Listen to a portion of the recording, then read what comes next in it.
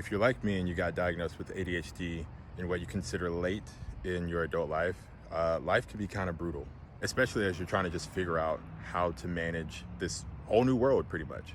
Especially in this season, it can get kind of hard.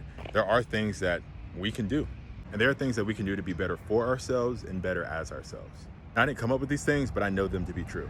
First things first is find some good in the chaos. And yes, things can get messy and chaotic, but there are some things that you do really well.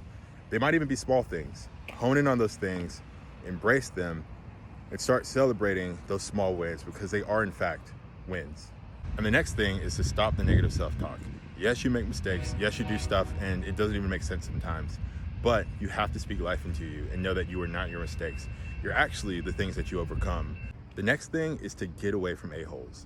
Like, be around people who are kind and gracious and forgiving and loving, because a-holes aren't good for anybody's mental, let alone people who get easily overstimulated and have like higher sensory inputs as well. Like, stay away from them. And honestly, that may suck because those people may be close to you, but we got to move away from people who don't intentionally choose to be kind, because we need kindness. We want to give kindness. We need to keep that energy around us all the time. Boundaries are the single most important thing that we can learn, and knowing when to say no and when to say that we have way too much on our plate. Because sometimes all the things that we say yes to are not actually beneficial and don't actually move the needle. We're just chasing that dopamine hit, and you know what I mean. And it's super important to remember that your feelings are absolutely valid. It doesn't matter if you process them thoroughly or uniquely or differently than other people. How you feel is how you feel, and yes, you may need some help to communicate that, but how you feel is absolutely valid.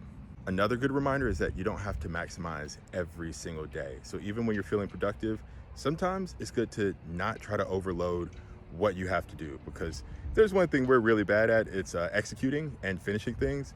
So do what you can, take what you can, take the rest, and go on to the next day and try to knock out the things that you know are actually reasonable, instead of setting horrible expectations about what you can do in a day. Last but not least, take your butt to bed, because you need to be sleeping, period. Again, I said, go to sleep and sleep the right amounts, okay?